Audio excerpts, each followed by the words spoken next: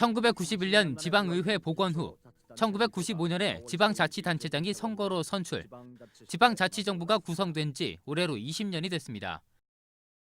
지방자치제도 실시 후 공무원 중심의 행정서비스가 주민 중심으로 전환되고 주민들의 지역 관심도 높아졌다는 평가입니다. 20년 동안 지방자치제도를 경험하면서 분명 성과도 있었습니다. 하지만 여전히 갈 길이 멀다는 지적이 나옵니다.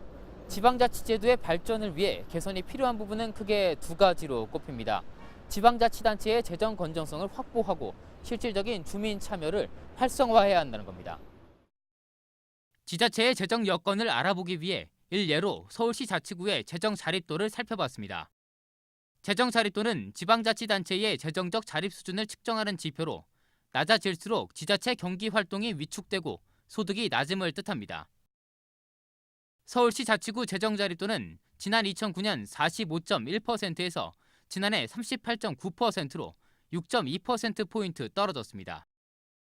지자체의 이 같은 재정 여건을 개선하기 위해서는 지금의 국세 위주의 세입 구조를 바꿔야 한다는 지적입니다.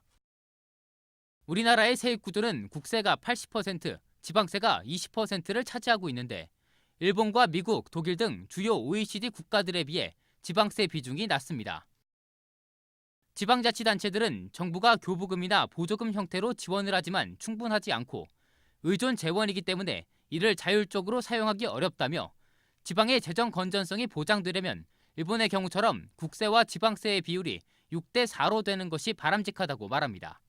같은 돈이 오더라도 국가에서 내려보내는 돈하고 우리가 확보한 돈은 서로 책임감이나 이런 거에서 좀 차이가 많이 납니다. 그래서 자율성이라든가 그래서 지방재정 자주권 확보 차원에서는 지방세 자체가 좀 많이 되어야 된다는. 주민들의 자발적인 참여를 이끌어내는 것도 필요합니다. 주민 참여가 예전보다 늘기는 했지만 동사무소 중심의 주민자치는 여전히 공무원 중심의 구조를 나타냅니다. 이 같은 구조를 주민이 주도하는 형태로 바꿔야 한다는 겁니다. 주민들이 직접 예산을 분배하는 주민참여 예산제는 실질적 참여를 이끌어낸 대표적인 사례로 꼽힙니다.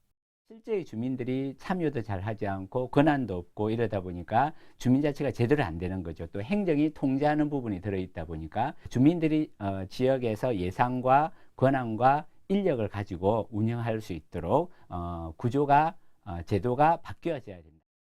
주민들의 인식 개선도 중요합니다. 주민 스스로 지역 현안에 관심을 갖고 지자체를 감시, 평가해야 한다고 전문가는 조언합니다. 뽑아놓고 이 사람들이 잘 하도록 또 지원도 하고 격려도 하고 일부 책임도 있어야 되는데 방관자적 입장에 서 있으면 지방자치 이 풀뿌리 민주주의가 제대로 성장하고 또 열매를 맺는 데는 한계가 있을 수밖에 없다. 주민자치제도가 구조 개선과 함께 주민 인식의 변화도 함께 이루어져 우리 사회에 성공적으로 자리 잡길 기대합니다. TBS 문성필입니다.